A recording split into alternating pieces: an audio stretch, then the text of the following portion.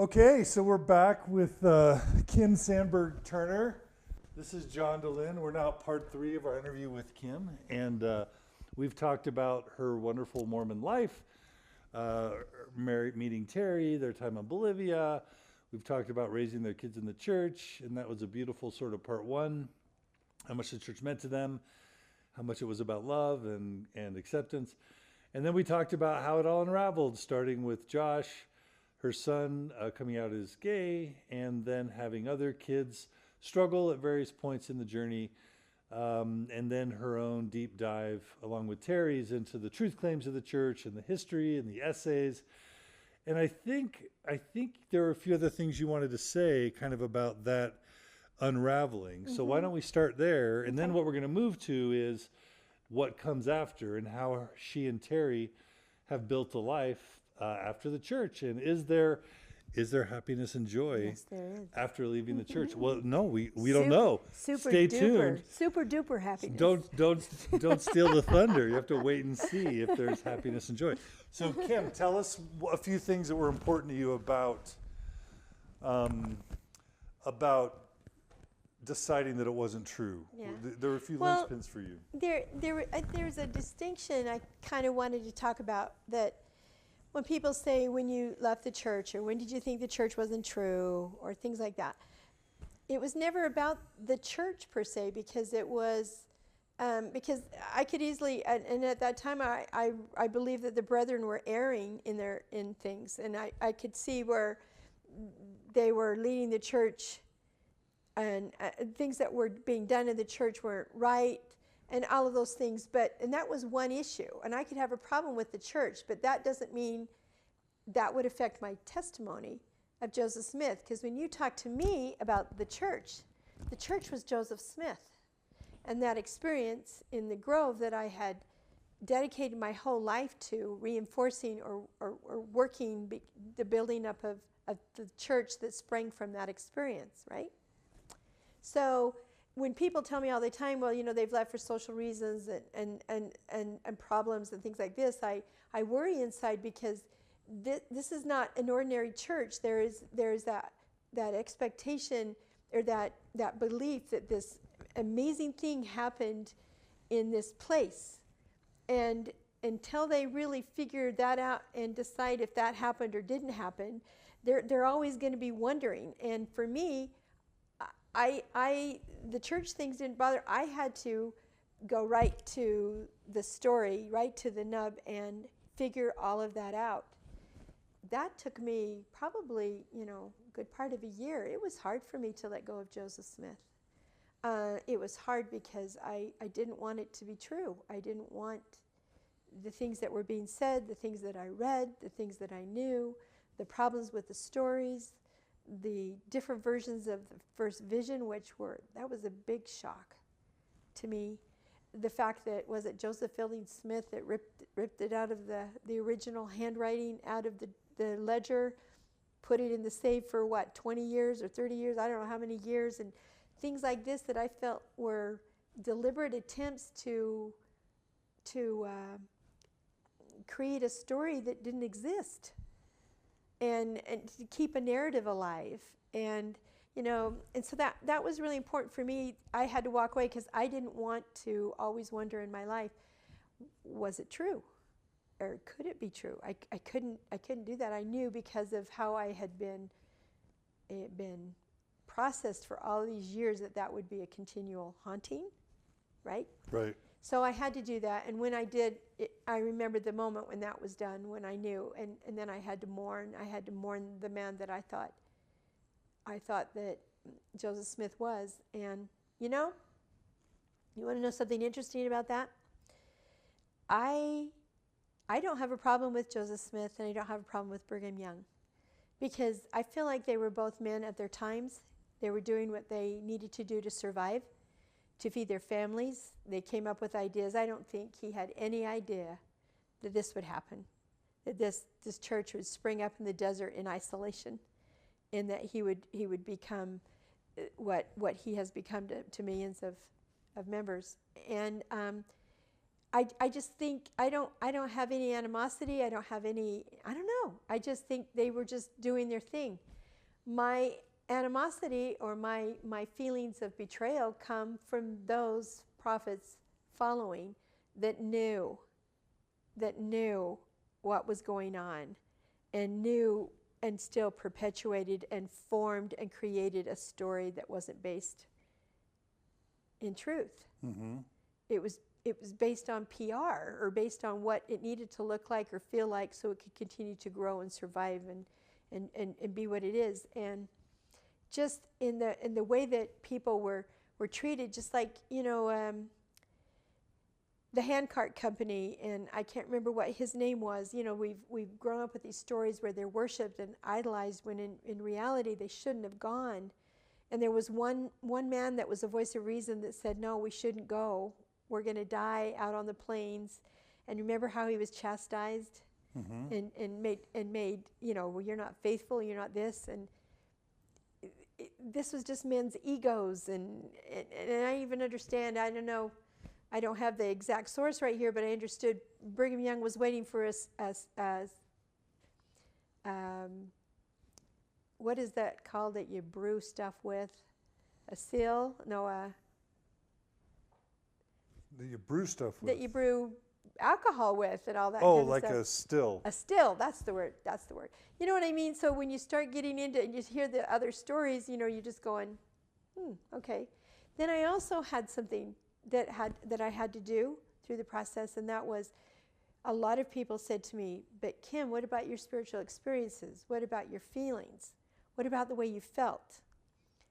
Well, when you go to understand how things work psychologically, and you learn about elation, and you learn about what the mind does, and how we try to make things bigger than ourselves, or I'm not a psychological expert, but there's all kinds of ways that the mind will enhance what we feel and believe, and it sends endorphins in your body, and there's all kinds of things that go on when you want to believe something. And then there'd be these moments where something would happen, and it was just something that happened, but it was because it was a little out of the ordinary. You could almost hear, the church must be true.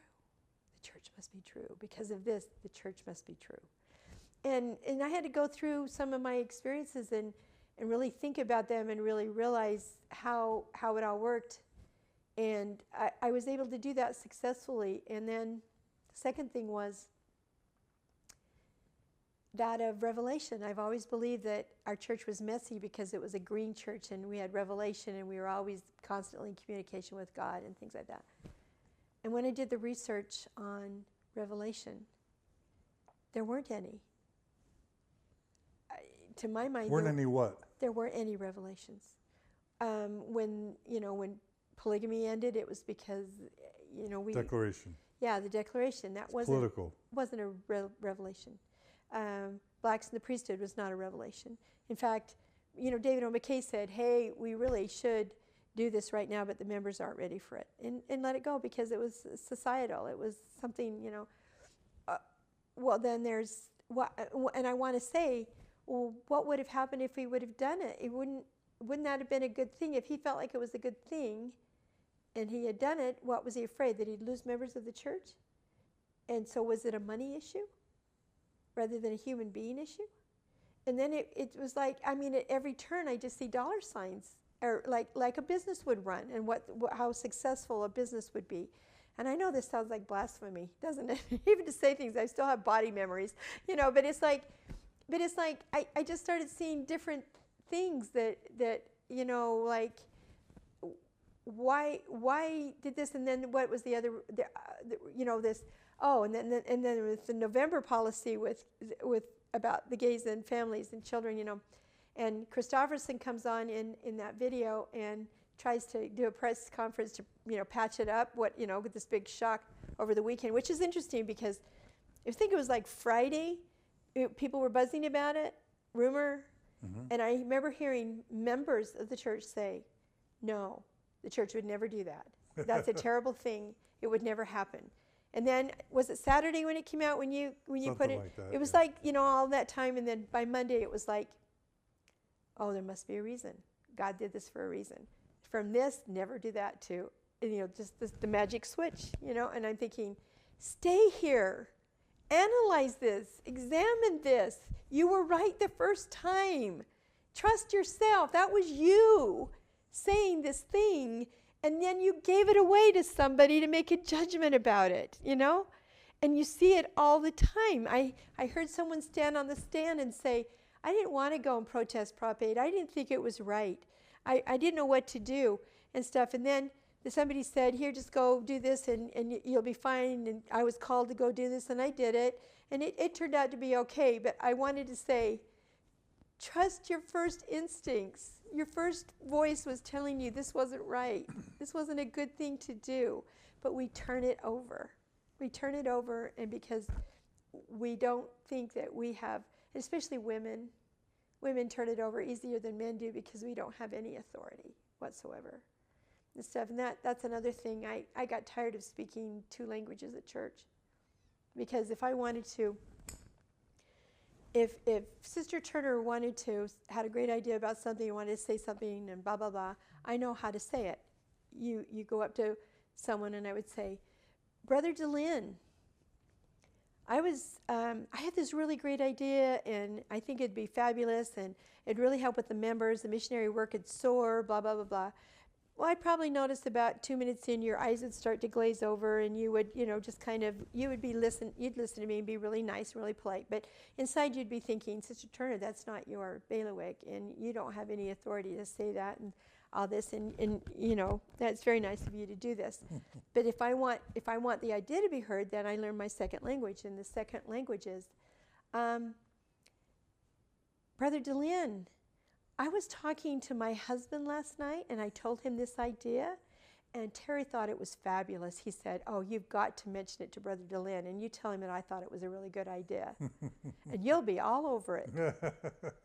You know what I mean? Yeah. And you learn things like that, but see, all of that awareness came so much later as I started, feeling that not being able to be a whole equal person, without having derogatory terms like what are the negative things women are that have comments or out of place, or all of those demeaning terms that women are used to having thrown at them and keep them. They're just meant to keep us in our place, and to keep going is amazing. I remember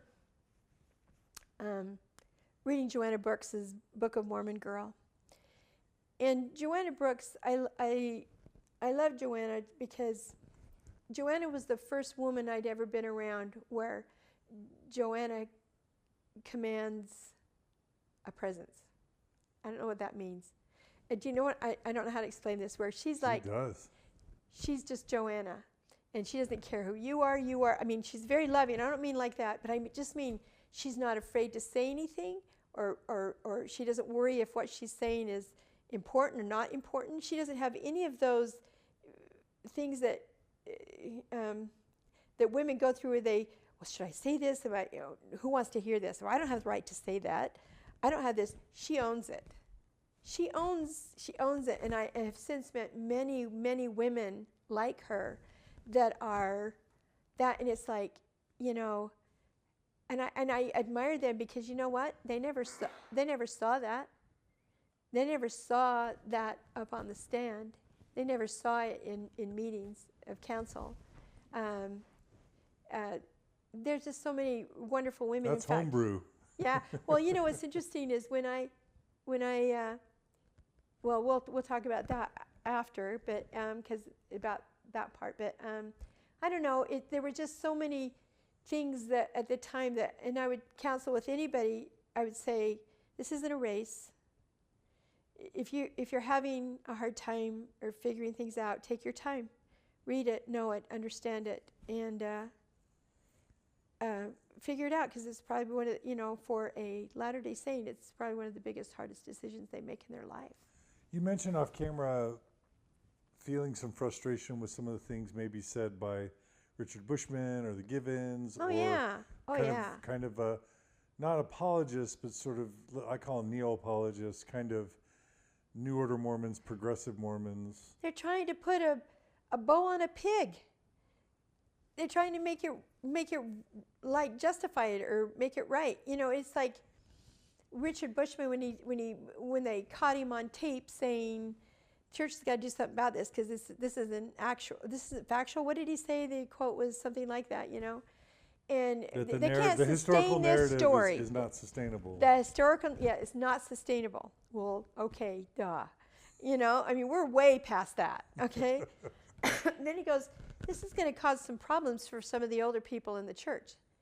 And it really bothered me because it's like, why is this going to cause problems? Because you're rationalizing now and going on and making this, what's the thing? You're going to be complicit in inoculating a new generation.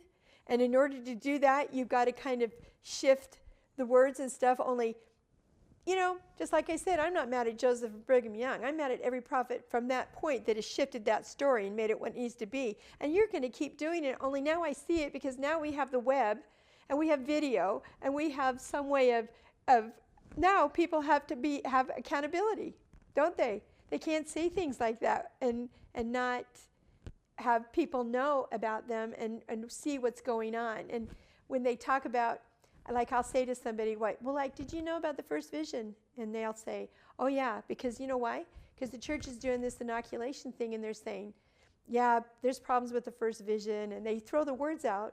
The members pick up the words. We've been talking about this forever. Yeah, We've known and about then this they forever. say, we've been talking about it forever. Yeah, and they say this stuff. So in other words, the church gives them words.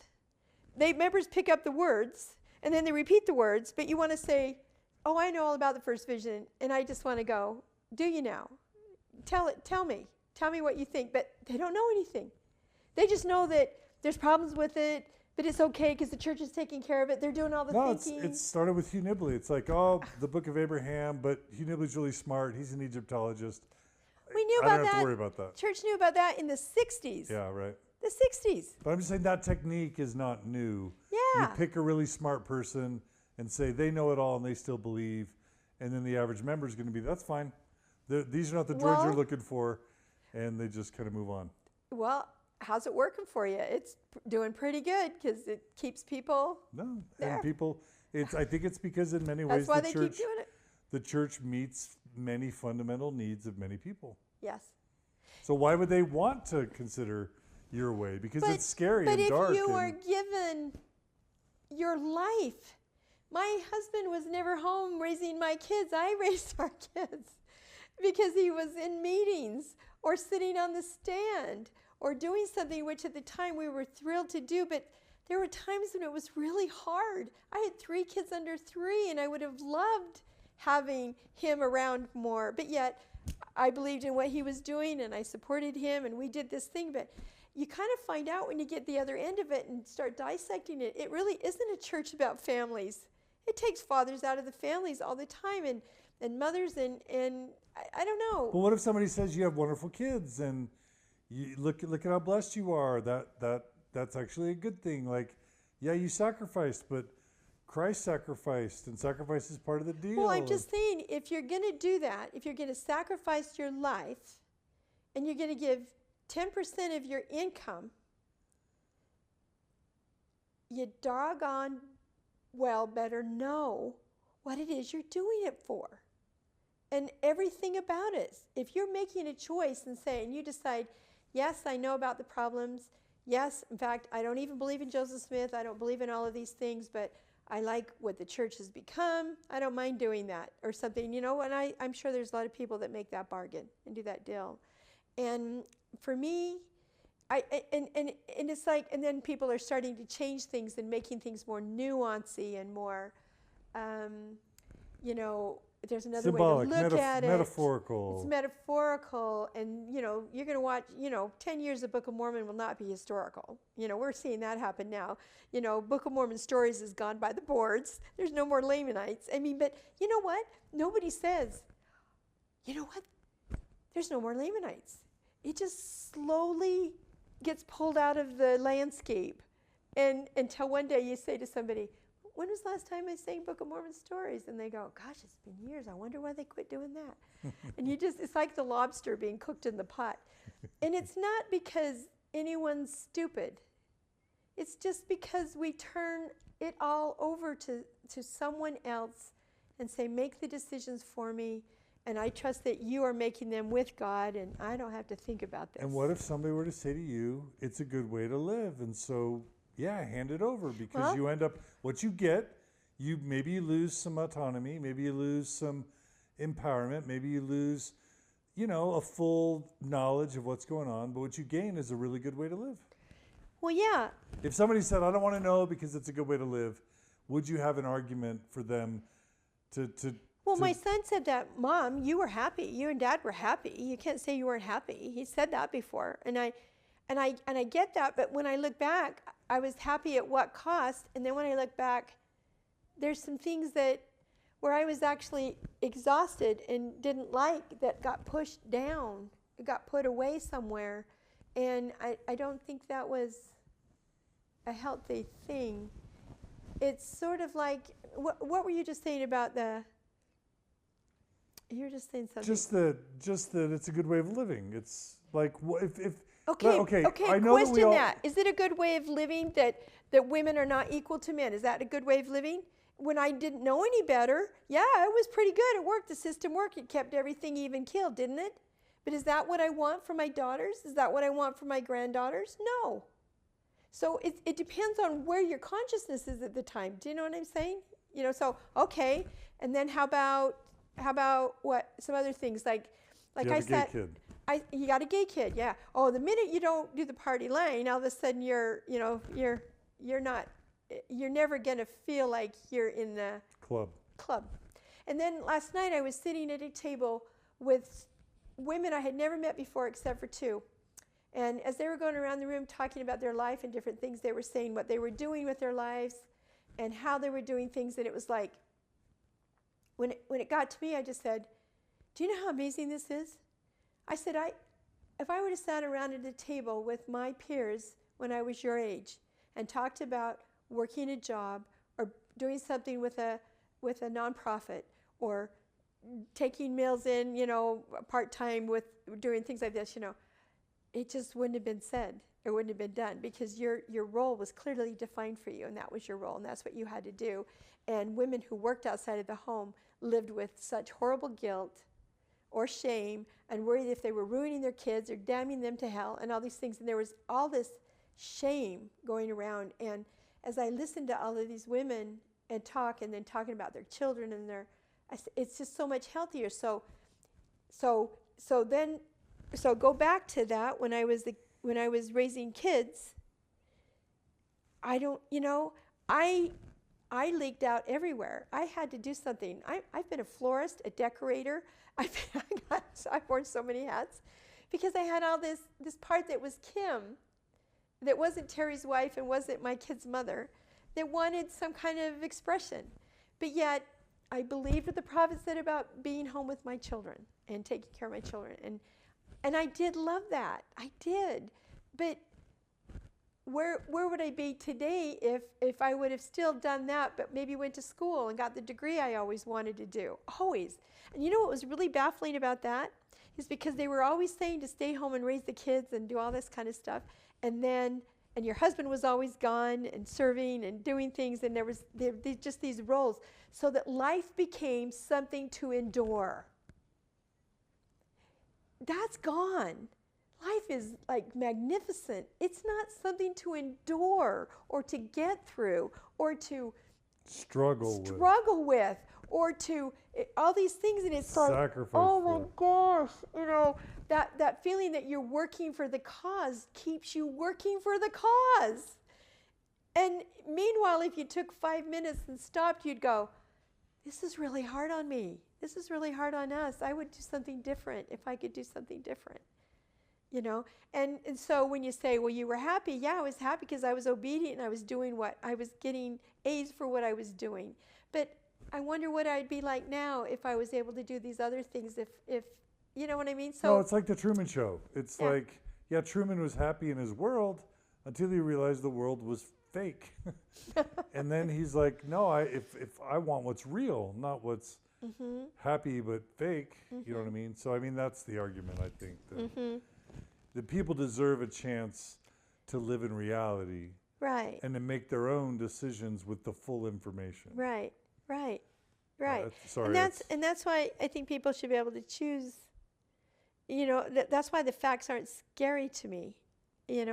Because I don't know. Somebody said, "Well, what if they told you all those things and you blah blah blah? Would you stay or would you do whatever?" But I don't know that I would, because I was there because I believed this miraculous thing happened. I don't know why, but that was like that answer to that. It's one, we've had a lot of people who were, millennials, who were 20-somethings, 30-somethings, even 40-somethings. I think what's different about your and Terry's journey that's unique is that you're going through a faith crisis as grandparents. Like even at the end of your life. Yeah, even the Hackings. Maybe they've got a couple little kids, but not. Anyway, so let's talk about that. So what's it like, you and Terry? It's early to mid 2014, and you've just decided we're done. What's it like to be staring whatever remaining years you have in the face, saying, "What do we do now?" You got kids and grandkids still in the church, a bunch that are out. You've invested all this time and money in something that turned out to not be true. What was that like? How did you rebuild? Where did you start? Well, was it hard at first? The hardest part in the beginning were the losses of family and friends. My dearest friends for 50 years. I knew that relationship would now limp along. I knew that I broke my sister's heart. And I don't know if that will ever be the same. I was the one that brought the gospel to my little brother. And he wrote me a note. And he said, "Tell me, Kim, about what you're going through. Don't you remember this? Don't you remember this?" It was lovely. It was not judgmental. It was, "Have you forgotten this? Let me remind you about this and this." And he told me he loved me, but he wanted to know why.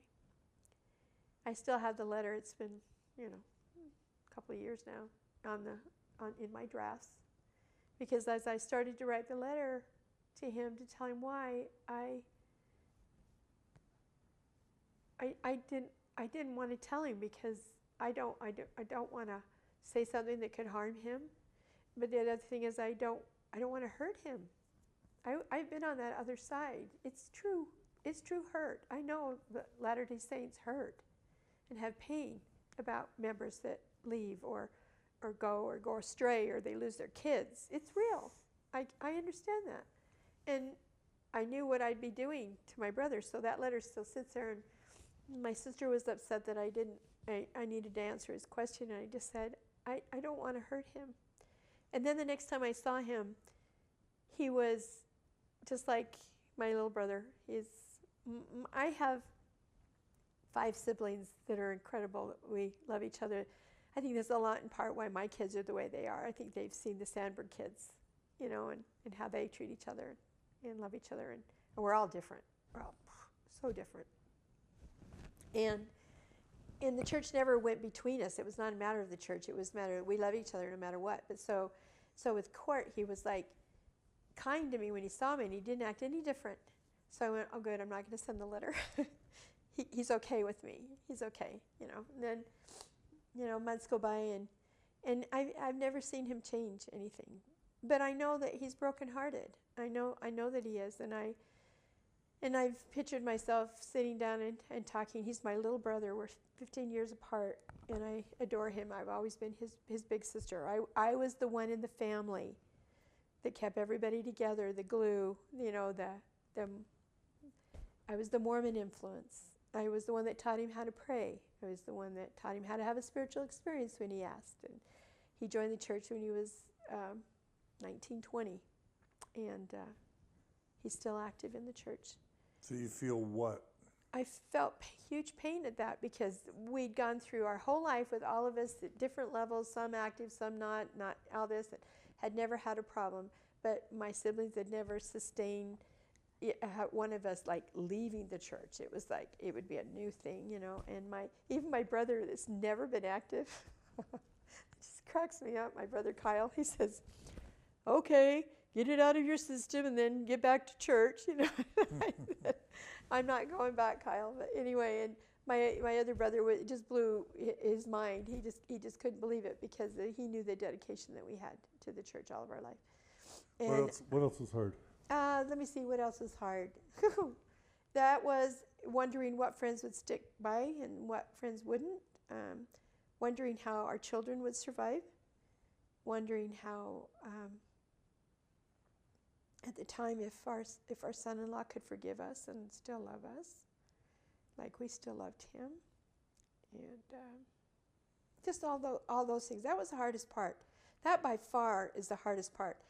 You know, going to church or going to meetings or sitting in a class. I never missed any of that. Because Turner's kind of didn't, our life didn't revolve around the ward. Like that wasn't our only social and spiritual and community experience. We lived larger than that because of our experiences living outside of the country and things like that. So that wasn't as big a loss. You know, for that thing, you know, that I remember the first time I went back to a chapel for a funeral after we'd been out of the church for a year and a half. And I thought, oh, how's it going to feel to walk in the church? And I went to the door and I was waiting for Terry, and Terry was walking across the parking lot. And he had on his beautiful gray suit, his white shirt, and a beautiful red tie.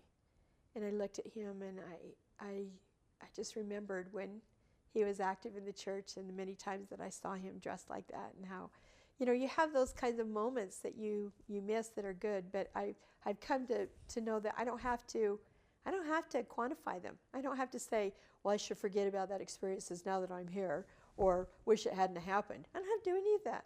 I own it. I own it. I love seeing him in a white shirt and tie, and I love that time, but that time's not here anymore. It's okay. I don't have to, you know, there was a thing with Doug Fabrizio and this woman who was Jewish and no longer believed, and he said to her, when you go in your house, you've got, I can't remember what the plaque was, it had a description of Jewish values and different things, I can't remember what it was called. And he said, I know for a fact you don't believe any of that, yet why do you have that when you walk in your home? Why is it it's such a prominent spot in your home? And she said, because I loved my time when I believed in that. And it was a part of my life. Why do I have to cut that out of my life? Why can't I own all the parts of my life? You know? But we live in a world of polarization, don't we? Politics, church, you're either in or out. You're, you know, Democrat or Republican or liberal or conservative. So did you have to make a decision to come out to family and friends? And how did you handle coming out? We never made a formal coming out. We just kind of... To your siblings, No, with our kids we did. With your kids? I did tell my sister. Well, most of your kids were out by the time well, they were all kind of coming out. Yeah, they were all working their... Yeah. So it was just Jen and her husband that was the concern. Yeah. Because pretty much everyone else was done by the time he came out. Mm-hmm. And then we just told people at will. We wanted it to kind of go out organically. There's a lot of friends that are very dear to us that we have never told our story to today as I'm sitting here. And we've thought about it, and we've thought about the hurt it would cause. And we've just thought, if they want to know, we'll tell them. But we had, Terry was part of a group that he loved with the missionary companions, that group that came out of his mission, and they met every conference for Conference and Bones is what they called it. And then as they had sons and their sons got to be 12, the boys got to go. And even when Josh was not in the church, Josh would always go to the restaurants and save the places because it's conference night, priesthood night anyway. And the restaurants would fill up, and Josh would go save the places. And Josh always went to dinner with all these boys and Terry, and they would And Terry, when the kids were little, he'd give them money if they come up with answers so they would listen to the priesthood thing, right? Well, as we started going through this, and, we've never had an official discussion with these people, but they just one day quit asking us to come. And I think they've observed probably on Facebook some of our unhappiness with the church, with things.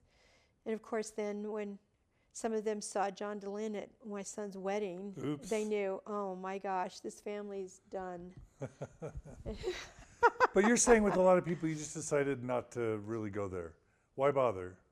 Why? Because there's nothing you can say or do. Yeah. And if somebody asks, we're honest and open about everything. I'm not ashamed of one thing. And in fact, I tell women that I counsel with all the time, you don't look at the floor. You look them in the eye. Sure. You don't have to turn away, that you've done nothing to be ashamed of. And then I think about this. All this is just a decision not to go to a church anymore. And yet there's these huge ramifications in this society here on the Wasatch Front. Don't you think it's kind of crazy? Totally. Anyway. Okay, so that's about coming out. And you didn't get love bombed from your ward. Your ward just ignored you. Yeah, except for the few people that decided to risk it. So the hardest parts have But they weren't mean either. When we'd see them, no, there were a couple. We had one guy that went by with his shopping cart really fast and whipped around the corner, and another guy that Terry called me on the phone one day and goes, I had my first shunning. It was just like a month ago. And I said, you did? What happened? Well, so-and-so, we always said I gave the best lessons, and we always had these great conversations, and I know we were really good friends and everything, but he saw me coming, and I saw him, and I was going to give him a big hug, and he put his head down, looked at the floor, and zipped past me. He says, so I guess I've had my first shunning. Oh. But you know what? This is the thing. I keep going back to this forgiveness and love and empathy thing because the members don't know what to do because the church isn't leading the way and saying it's okay. It's okay. I think they're trying to do their best, or they're trying to figure it out themselves too, and they're trying to try. I don't have any animosity towards that or them. It doesn't do any good to think that way. Right. I'm tired of the sides. I'm tired of people taking sides. Sure. Absolutely. So the hardest, any other hardest parts about the transition? It's mourning. You said mourning, worrying about the close relationships. Like there's all sorts of the identity, the morality, the sense of meaning and purpose. Well, you mourn the life you might have had too. You think about things like, what if I had gone to college? What if I had done other things? Or what if our goals hadn't always been to, I don't know. I think women pay that more or have to deal with that more so than men do, because I don't see, at least the men in our generation, where a lot was withheld from them. And what was always interesting too was the fact that I'd be told in women's conferences and women's sessions that I needed to stay home and raise my family and do all these things from women who sat on boards, who were educated, who had master's degrees, who had their doctorate. And they were the women that were telling me. And I remember as a young wife and a young mother just saying, okay, I'll do that. But,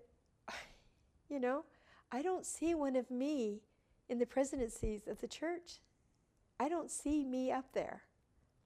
I don't see a normal, ordinary woman like me up there. Where is she? Right. That was always, always made me wonder. Sure. So what about, did you feel a loss of identity, a loss of meaning, a loss of purpose? You say you lost friends. Right, but you know what? I didn't lose any identity. By then I was pretty firmly entrenched in who I was. And that kind of happens with women anyway, when they turn 20, it's kind of a mix. 30, you start to individuate more it's a good time. But 40 and 50 and 60, so just those normal experiences were already coming to me. And those bode well for going through I don't call it, by the way, I don't call it a faith crisis, because it was never a crisis of my faith. It was a crisis of reason for me. It didn't make sense. And the faith crisis, I had faith that kept me in for 8 long years of figuring things out. Do you know what I mean? Sure. It wasn't a faith crisis. My faith kept me in long. But it was like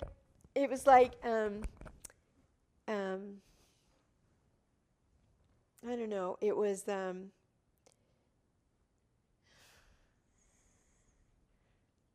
Any other parts that were hard? trying to think. Yeah, it was hard worrying. I don't know. Did you worry about, what about my kids? Will their lives be screwed up? Will our grandkids not have something to hold on to? No. Did you worry have any about of that? Because I knew that you could be a good person and you could have good values, because I was raised by non-LDS. Because your parents, yeah. Yeah, so it was like, yeah, it can be done. You know? Seen it firsthand. I guess I didn't feel those worries, other than just I was going to be different than I was before, but that got worked out with Jenny, and I just figured things would work themselves out, and they have. And then, I'm trying to think what other things, and see, we took our time, and because we did it the way we did it, we were on solid ground. We were pretty sure of what we were doing, and we were ready for any consequence at that point. Right. And, yeah. Okay, so let's talk about where you are now. Okay. Is that all right? Yeah. And I also want to talk about why you started WOCA, but we'll get there. Okay. So what are your beliefs now about God? Let's start with God. Boy, you're really going for the gusto, aren't you? Oh, this is the easy stuff. Oh, my gosh. Okay. I remember thinking that if I ever didn't believe in God or have God in my life, that it would be a devastating thing. But when Joseph Smith no longer was the author of my spiritual life and my view of everything that had to do with religion, I was left with a blank slate. It was blank. There wasn't anything there. And I know that this happens to a lot of Mormons. In fact, people always say all the time, why is it that Mormons become atheists after they leave? At the time, it was because I thought, I knew about all other religions, and there wasn't one I wanted, for one thing. If I couldn't be a Mormon or have Mormonism, there wasn't anything else I wanted to do or wanted to be. And so I just...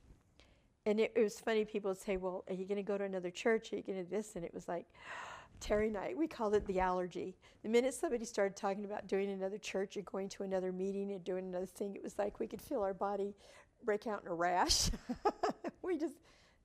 It just wasn't going to be. But so everything left. Everything left. I had a painting of the Savior that I loved that Minerva Teichert painted with Christ in the red robe that I love.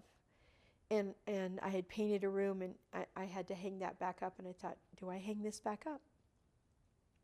And then I thought,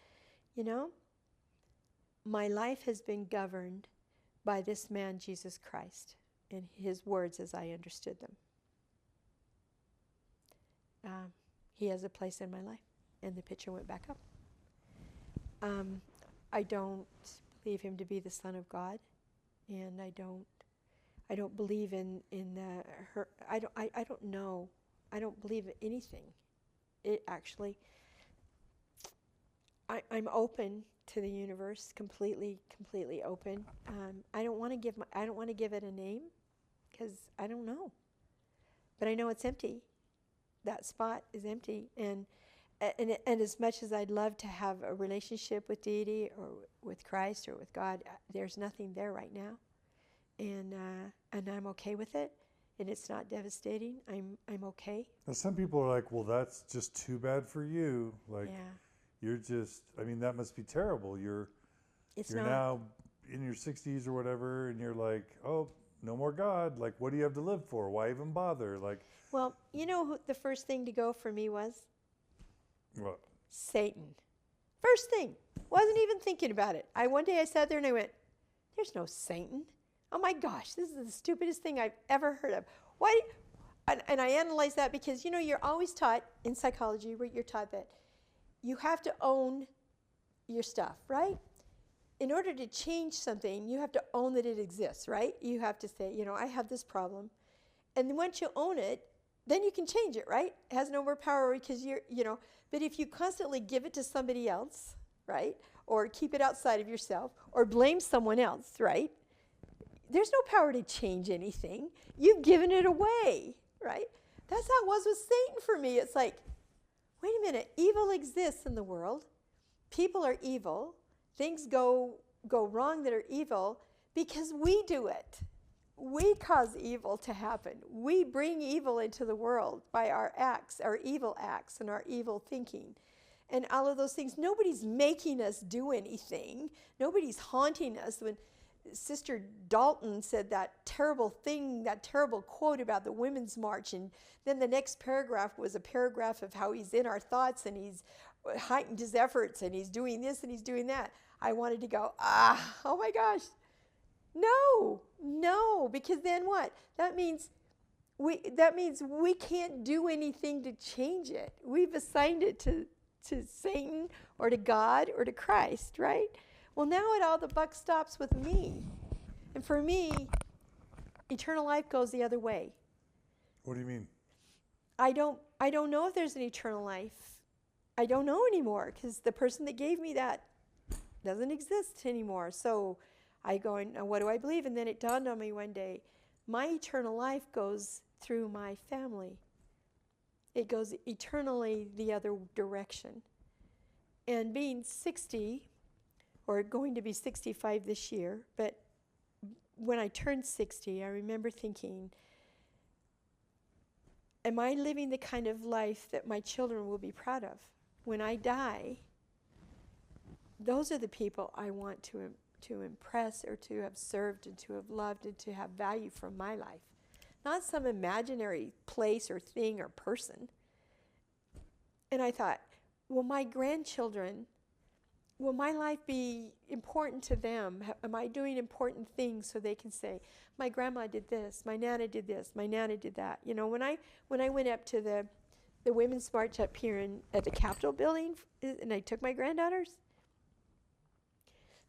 you know, I was thinking, I don't need to be there, myself, but I think it was important that they saw their Nana there and fighting for things that she thinks are not right. You know, it's like when women were complaining about, why do women have to march, and why do they have to complain about the world and fight about this, and you don't even know what they're marching for and all this stuff. And I'm thinking, they're sitting.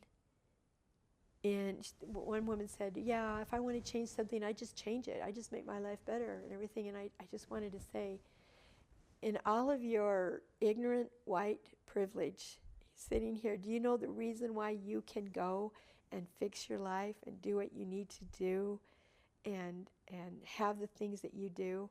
Because you are standing on the shoulders of, guess what? Unladylike women. Women who behaved unladylike and gave us the vote, gave us the right to have credit, gave us the right. The person that you need to talk to about all of those things are Nadine, because she understands those things backwards and forwards. And Nadine is one of the feminist greats of this church.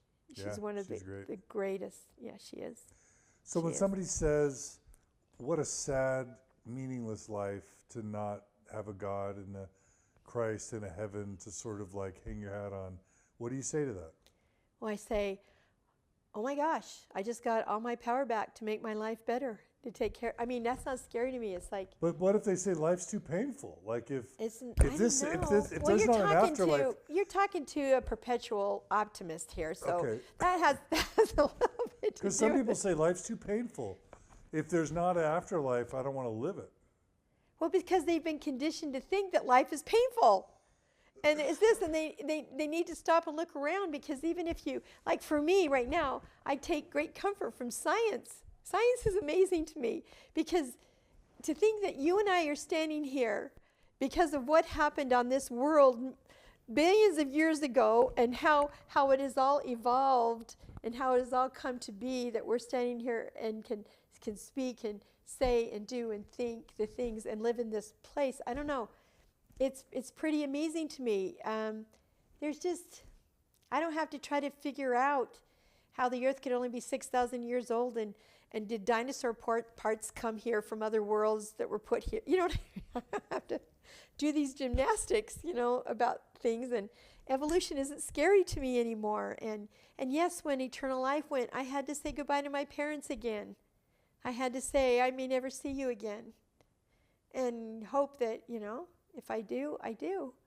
But I may not. And I don't know why it's not scary to me, John, because if you had asked me that 10 years ago, I probably would have just broke out in a cold sweat and said, I hope that never happens. But I don't know. It's, I feel like I'm still here. I'm still open. I love listening to people talk. I'm not into things. I'm not searching for anything. I'm not searching. That's the other thing. I don't feel a quest. I don't feel like I have to do something so I can make this life meaningful. I think the meaning comes every day in how I treat people, how I perceive a need, how I treat my children, how I love my husband, how I, serve people, and I don't know. And I feel like I still look around. Only the neat part about it is before I used to have to wait till I was given an assignment, and then I only got to help the people in this little 3-block radius. And if I ever, it's like this perpetual help each other out thing. I never got to go out beyond those bounds. And now I don't have to wait for some woman to tell me we've got this assignment or we're going to do this thing. I feel like I have the impetus and that no matter what I want to do, I can do anything I want to do. There's no system I'm part of, no hierarchy that I have to get permission from. One of the biggest things we learn in WOCA is, we're used to asking for permission. We don't have to ask permission anymore. And it's really, really interesting how that has worked. But so I don't know why, but my world got bigger and my heart got bigger, which reminds me of the time when Josh first came out. And I said, okay, I love Josh, and I can love all the gay kids like Josh. But I don't know if I can go the other way. I don't know if I can go with the others. And then I went, and I'd meet them, and I would talk to them, and I'd go, okay, I can love you. I can love you, and I can love the kids like Josh, but I don't know if I can go any further here. This is just stretching my limits here. And then I'd meet the next group, the transgendered, or the bisexual, or the people that are asexual, just whatever. And I'd go, okay, I can love you too. I can't stand this anymore. I have to draw the line. I can't do it. I can't love the ones that wear Carmen Miranda fruit on their heads. And of course, you know the end of that story. And I couldn't, it was an actual, I was actually surprised that my heart was getting bigger, not smaller. And the same thing happened with transition. My heart has gotten bigger, not smaller. And I had to mourn the fact that I always wanted an obituary that said all these wonderful things, like the song always bothered me about, I see my mother kneeling as the family gathers, or you walk by and there's mom kneeling, and I used to apologize to my kids all the time. I'm sorry I'm not that Mormon mother that you get to see in my bedroom, and then I'm doing all these things, because I'm a hugely, hugely flawed person, an imperfect person, and I did not fit the mold of the perfect Mormon woman. I tried, but it wasn't, there were too many things that just weren't me. that I was more out here always kicking the pricks or wanting to knock the hole through the box and climb out and see what was there and all that stuff, but. This question's going back a little bit.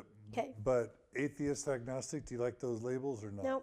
You don't like them? No, but, if I believe in nothing, agnostic means you don't know. Yeah.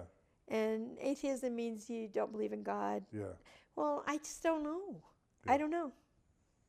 So that's agnostic, but you don't like the label. Yeah, but I don't care. You can give me the label. I can own it. I'm just curious. Yeah. I don't think it's important, but some people do. Yeah.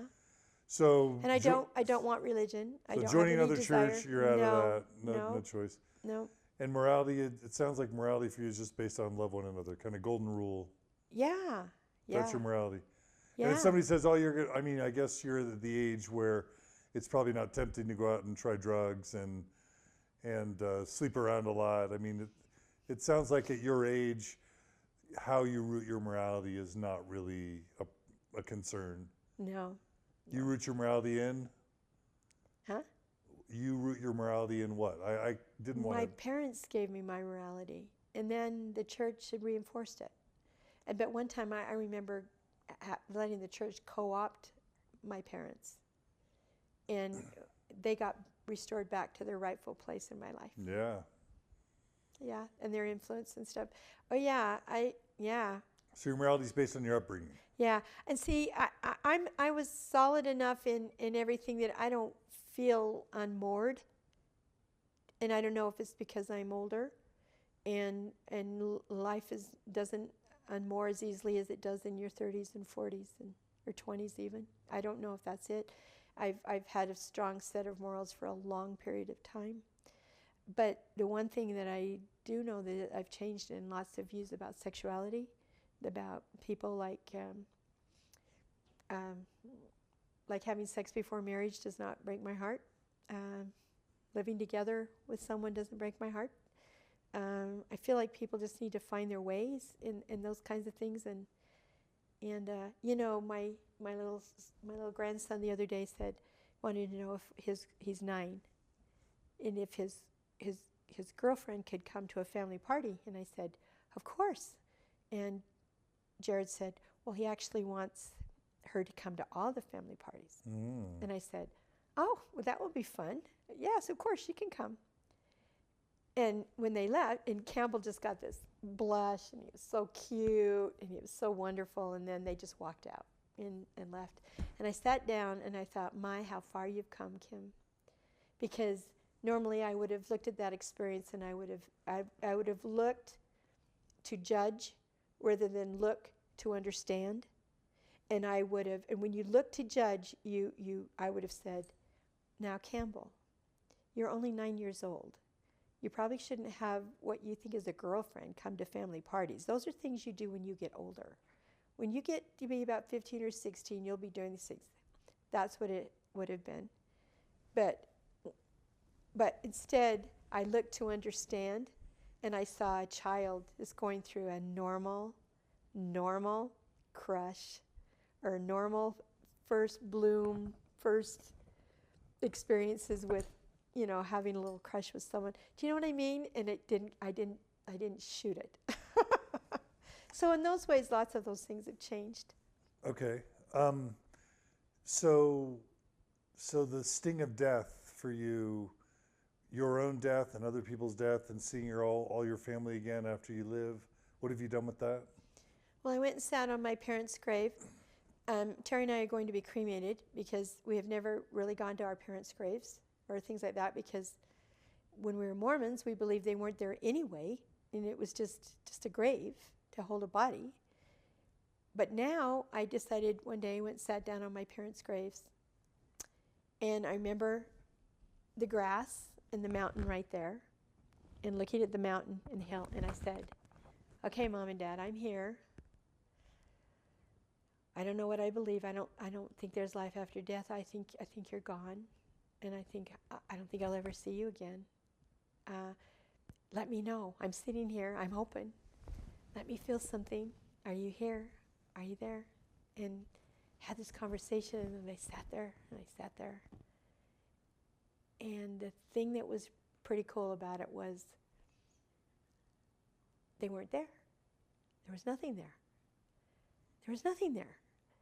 And I wasn't sad. And I looked at the mountain and I thought, but that mountain is there and that sky is there and this beautiful world is here. I'm looking at the most magnificent scene. There's nothing to be sad about. But you'll never see them again. How do you quantify that? They don't exist. If I don't see them again, I won't know that I don't see them again. But if I see them again, I feel like I will have lived, if there's this pre-life is a precursor to something, whatever, I feel like I can stand proudly and say I did the best I could. I lived as honorably as I could. I made tough decisions, and I did the hardest thing I could ever do. And if you fault me for that, then do with me what you will. I'm not worried. I don't know. I don't know. So if there's nothing after this life, you won't be around to be sad about it. No. And think about it logically. You won't know there's nothing left in this life. Yeah. And if there is, that's a bonus. Then you'll work it out. Then it's a bonus. You'll work it out. It'll be what it is.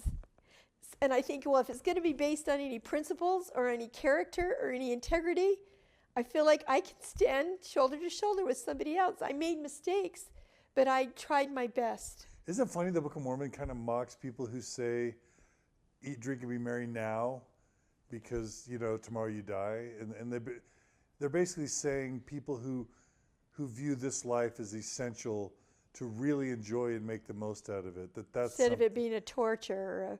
Yeah.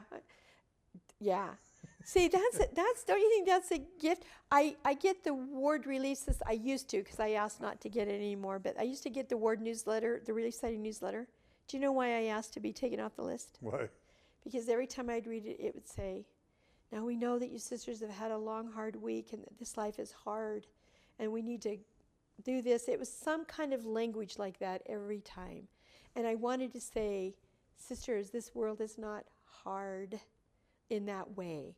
Life is hard, yes, and there's people that suffer terribly and have terrible things happen to them. But it's the nature of this life. It's the nature of being a human being on a planet. And I don't know.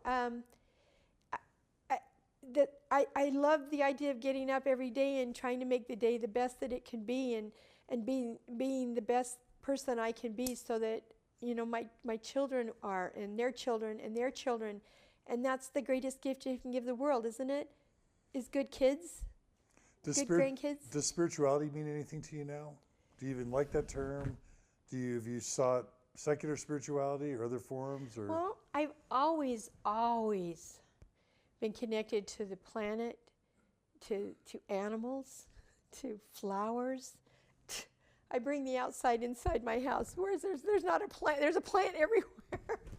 I bring the outside inside. So all of those things are deeply spiritual for me, but not in a religious spiritualness. It's that it maybe in a specialness, because I feel like we're all connected. I love when Neil deGrasse Tyson talks about we're made of stardust and how all of that works. And I remember a day when that would have been, oh my gosh, the worst thing you could ever say or think. But to me now it's like, oh my gosh, do you know how incredible that is? And I want my grandchildren to live every day for today, not for something that they perceive they're going to be given, or something that they've got to win a prize for, or it's so subjective and so, I don't know, and so judgmental, and so, to me, if there's a spiritual being, let's say there's a being that is all-knowing and all-powerful, right? Do you think he really would set this kind of a system up here on the earth for all of us to go through hoops like hamsters and do these things and say, don't love your kids or kill people or shoot people or I mean... cut people off and yeah, but go back to you're better than other Crusades people. And go back, anytime religion, I went through a period about 6 months where I hated religion. I mean, because the history books, the things, anytime there's any kind of a conflict or there's huge deaths in civilizations or people, it's because of religion, a religious thought that somebody thought they had the moral imperative, or they thought things better, or they had the best idea, or, and I don't know. So I really have an allergy to religion even too, because I don't know. So, in terms of relationships, what has this done to your relationship with Terry, this transition? Well, like I spoke of before, we've had conversations that we thought were never possible again. Like we had when we were young, those intense conversations where you discover new things about each other and new thoughts and new feelings. It's like, wow, that's pretty cool. Because, you kind of settle into this normal or this timed relationship, and everything and stuff. So that was interesting to see that. It was just like, I don't know. It was like the first time when I got to see him as a grandfather, and I knew what he was like as a husband and as a father, but to see him as a grandfather was a gift. And then to go through this and to see him, how he handles something so devastating to him. And for him, he had things to give up. He had prestige, and he was a wonderful teacher, and he had a certain cred, in his life that wherever he walked, he had. And to know that's, and I think oftentimes men don't talk about that. Women have, we've always known our place, and we've never had the power anyway, and there's all kinds of things that women don't have to go through. But I would think it would be tremendously difficult for a person, like I was actually having a conversation with someone that said, all of a sudden I don't know my place in my family. I used to be the head of my family. And now I'm in partnership, and the wife is thrilled because for the first time she's more empowered. But that feels scary to this person who was used to having that job. And so you can't blame them. There's little done to for men to. I don't know if it's even possible if men do those things, process those things, or talk, or really say those things, to each other. But I think they kind of need to, but because there is, I think, more of a psychological, sociological, physiological change all the way around for men when they leave. I do. I think it's hard. And women, I don't know. So overall, stronger relationship with Terry? Yeah. Oh, yeah. And it strengthened your marriage? Yeah, it did. Okay. It just kind of, and I'm so glad when another big issue hits us that we were on the same page. Right. What about with your kids? Stronger, better relationship? Oh, so much better. It sounds like you had a good one before. We've always had a good one, but what's been kind of fun is, and I feel very uncomfortable talking about my children, about their own private things, but I've watched a couple of them, I'll just be general, become more who they always wanted to be. They have permission now to do certain things. And I think it's been hard because even though you know something psychologically, I think it's hard for kids to see their parents drink for the first time. Or I think there's all those kinds of issues.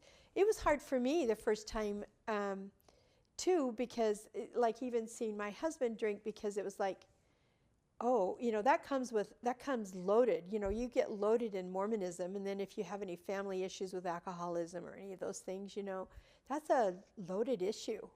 And the one thing that was really good about it was, gosh, when we lived the Word of Wisdom with our family, I never had to worry about any of my children having an alcohol problem. And I've got a family, Terry has a family with alcoholism. So all of a sudden, that's removed. That artificial thing is removed, and you go, oh my gosh, is me doing this thing going to bring something into my family that But see, those are the things, that's a thing. is there's an enmeshment that goes on, that you're taught that you're responsible for everyone and everything. And so you have to say to yourself, you have to separate yourself from that and say, you're not going to be responsible if something like that happens. It's still our choices. It's not, that wasn't your choice. And bad things happen to members and bad members' things happen kids, to right? members. So I mean, it's It's just thinking. like people that have children that threaten to commit suicide, and they are vigilant because if they look away at one moment, and if they take their life, they live the rest of their life knowing that they didn't, and you can't live that way. Can't live that way. So I had to make peace with that my kids are adults.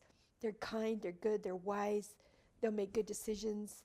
But I still remember those were some of the things in the early days that were going, am I bringing something into my family that could hurt us, And then I remember with JC, there's something that JC said to me that I remember I was just so upset inside about her leaving, and I couldn't put my finger on it, why I was so worried about it and why and everything, because I really did understand it, and I knew it from the framework of what we were all going through. But when one day she's sitting next to me and she puts her hand on my arm right here, and she touched my arm and she said, Mom, I'm not going anywhere. I still love you. And I remember that went inside somewhere and just took it all away. And I realized that my being upset with her or worried about what she was going through had more to do with worrying about losing her. You know what they say, underneath anger is fear, and once she said that to me, I thought, Kim, let this all go then. She's not going away. Your job now is to love her wholly and completely and unconditionally, like you always have. And then I have two questions I ask myself. The first thing is, whenever my kids do something crazy and her life happens, it's really crazy, I say, okay, is it going to kill you? And I'll think about it. No. Like I think, what's the worst thing? Well, what if one of my kids gets married 5 times? Or what if one of my kids, goes and lives on a nudist ranch? Or what if they do something wild like this? Is it going to kill me? Nope. But someone said that's a low bar. Like, Nope. Let me ask you a question. Do you have confidence? You just think about like people who live the Mormon dream, right? Mm-hmm. They're going to have a happy marriage and lots of kids, and everyone's going to get a good education, and they're all going to like be moral and healthy and kind of Brady Bunch, Osmond sort of happy, educated, bright, affluent people, right? The parents get the medal because they have perfect children. They won the medal.